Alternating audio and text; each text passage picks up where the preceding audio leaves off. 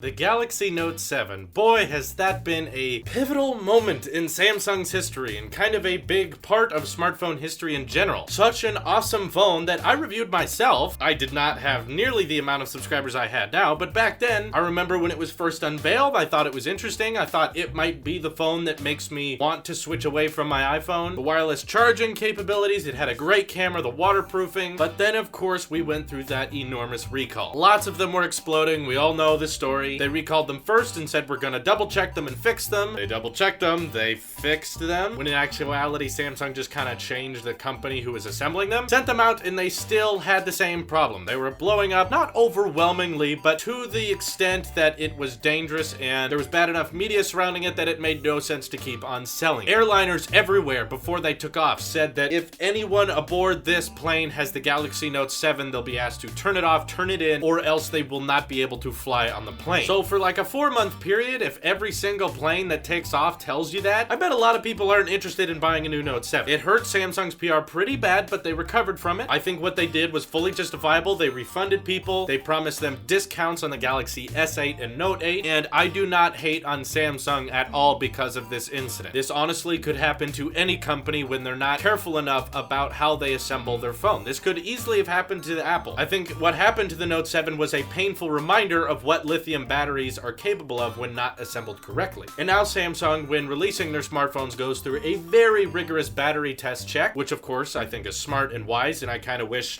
all companies did that same check. But now to the point of this video, there's rumors and leaks and ideas that Samsung is actually going to start shipping once again Galaxy Note 7 Fan Edition. A lot of people were saying these are refurbished Galaxy Note 7s. I'm kind of torn on this topic. We already went through the process of shipping out the Note 7s and Samsung telling us that they're safe and they won't explode. We went through that process twice and they were wrong twice and they had to recall them all. So I think it's very brave of them to say that, hey, we're gonna try to sell these again. See, now personally, most people who bought the Note 7 were not in any danger. I owned one and I had no problems. I was contacted directly by Samsung saying I have to return it, and I of course didn't want to keep a phone in my house that was potentially flammable, especially considering I'm in a dangerous fire zone right now. Wasn't related back then, but it was in the summer. But there of course were a few rebels out there that decided to keep their Note 7s and ignore Samsung's warnings. But then Samsung issued out the software updates over the air that kind of bricked the Note 7s and said they couldn't charge past a certain percentage. It locked down the phone and said return it, get yourself a refund or a replacement. So the idea that they're gonna try to issue this back into the market all over again is kind of frightening and very brave on their part. But on top of that, let's say that absolutely 100% confirmed none of the fan editions of the Galaxy Note 7 can catch on fire. They're certain of it. They even redesigned the inside of the phone. They made sure that it works. They put it through the rigorous battery check and they're fine. Even if they do all that, the Note 7 is still a year-old phone now. The Note 8 is only a couple months away from being unveiled, and some of the cool features that are in the Note 7 are quickly going to be outdated, given that the Galaxy S8 has an iris scanner. It has that infinity display where they remove the physical button, whereas the Note 7 keeps it. And the Note 7 has waterproofing features, but so does the S8. The S8 has the better camera. And no, it doesn't have a stylus, but there's a new redesigned S Pen coming with the Note 8. We know this because of leaks and rumors. Samsung really doesn't care about what phones get leaked because they honestly just want people to stop talking about the iPhone edition. I don't blame you, Samsung. The iPhone edition is one of the most overhyped smartphones in history. I can understand why you're trying to get people distracted from it. They're like, guys,